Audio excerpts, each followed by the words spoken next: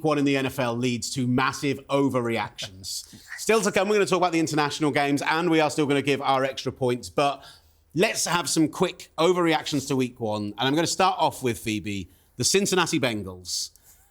You and I, we went on talkSPORT last Thursday, and we both picked the Bengals as our Super Bowl pick from the AFC. Don't laugh at that, Brian. They got just trounced on Sunday night by a not very good Patriots team. Yeah. How concerned are you if you're the Bengals? I'm not concerned. I'm not concerned because Joe Burrow, I think it's 1 of 4, 1 of 5 now in terms of winning his first games of the season. I'm not concerned. They are slowly going to increase. They're going to be moving up in the right way. Again, like this is going to be hopefully his first full season playing again after being, injured last year. So I'm not worried. I mean, my biggest concern was the defense. I felt like the defense last year was so strong for them and was what really kept them in the game. I was expecting a little bit more from them this year in terms of being able to just stop anything. But I'm not worried. I believe in Uncle Lou Anarumo. That defense will turn around. He's amazing. The turnovers, the mistakes. It's just the fact that they lost to a Patriots team who I could have imagined only winning 2 games. You might want to get Jamar Chase in the build. I mean, you might want to figure out a way to pay the best receiver in the NFL and actually have him practice with your quarterback and be fully motivated. That might help the Bengals. It does, a little bit. We'll go from one team, and we're asking the question mark of whether they were a hot pick before the season, just from me and Phoebe. A hot pick for the NFC South, and for many people for turning it around. The Carolina Panthers? Where's this going? Who's the hot pick from the NFC South? The Atlanta Falcons, right? Great roster, new head coach coming in who people are very, very high on, and they go and get themselves Kirk Cousins at quarterback. Yes, 36, yes, coming off that injury, but a guy who can consistently be a top 12 to 14 quarterback with everything else you've got there, that should work. They then make the decision to draft a quarterback in the first round of the NFL draft, completely upsetting the entire hierarchy inside the building, not telling Kirk Cousins they're going to do it, bring Michael Penix in, upset everybody, and then they come out and put out an absolute stinker at home, week 1, in an 18-10 loss to the Pittsburgh Steelers. I guess the overreaction, Brian, is how quickly are we going to start talking about Penix starting for the Atlanta Falcons? Next week. 2 or 3 weeks. I mean, they created this in the offseason. You just set this up perfectly, Will. Cleveland Browns, absolute idiots to sell their soul to trade for Deshaun Watson. Atlanta Falcons look like they don't know what they're doing, trying to build a team where they went young, right, with the previous coach, with Arthur Smith. They had talent. They drafted pretty well. They invested in the team. You get Kirk Cousins, who's coming off a major injury with the Vikings, who had never done it before. I mean, 12 wins are nice, but they don't buy you anything in the NFL. Dak Prescott can win 12 games. It doesn't matter. But then you draft a quarterback who's got a great arm, who at some point is going to be an NFL starter. I talked to Dan Jeremiah during the offseason for NFL Network, and he was saying, look, you can look at all these guys, but the quarterback who might be the best talent long-term is Michael Penix. So what are you doing if you're the Falcons? And of course, Kirk Cousins didn't look good. He's old. He's not 100%. And so when do you move on from him? And they set this up every time he struggles. When's he going to get benched? When are we going to promote the rookie that we just drafted, who's going to eventually become our franchise quarterback? So I won't be shocked if he gets pulled after week 2 or week 3. There's nothing about that shocking to me. Look, Raheem Morris comes in, takes over as head coach from the Rams, brings Zach Robinson with him. They're looking to run that Sean McVay, Kyle Shanahan type system.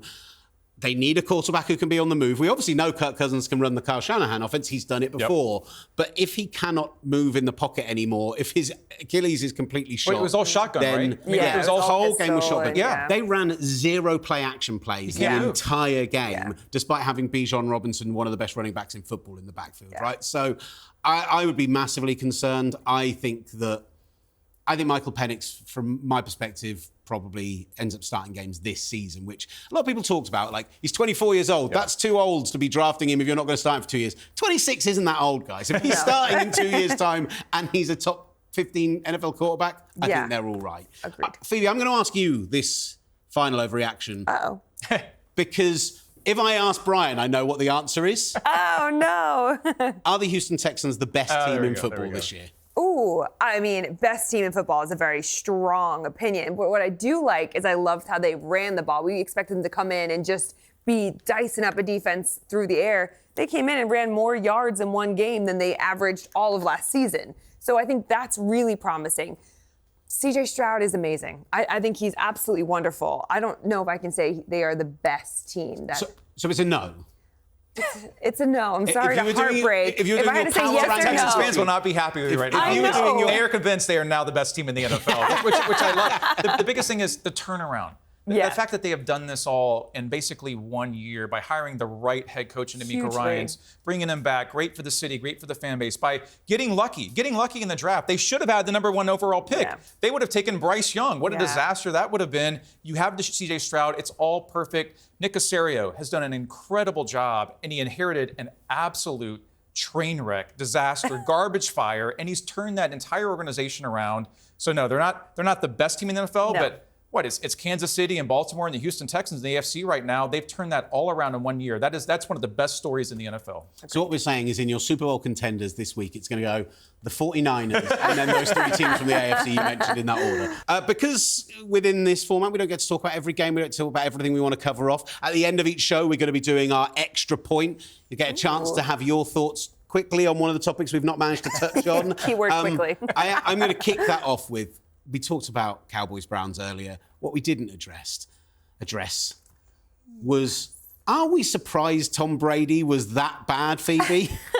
As somebody who has learned a lot over these past few years around commentary from people like yourself who's helped coach me up, it's not easy to just step into that role. You're trying to build a relationship, a chemistry with the person next to you. There were times where he was able to add in those nice little stories or education pieces. I think it's also hard personally for me to not compare him to Greg Olsen, who I felt did and does an amazing job of educating. And just because you're an incredible athlete doesn't always mean that your coaching ability essentially comes across well. So I think it's going to take time. I wasn't enthralled by his performance, but it's only the day one, and you just need repetitions. I think it was straight up bad, though. That's the problem. Because it wasn't just, he didn't give enough information, but he just ticked the boxes and said all the nice things he's meant to say. He literally, there were some times where you heard his commentator pause to let him speak, and then he didn't speak, and we just had silence for 10 seconds. But he spent all of last off-season he's getting 300 training. I'll make this very quickly. He's getting $375 million. He's almost getting $500 million to be an incredible announcer. The investment, the promotions.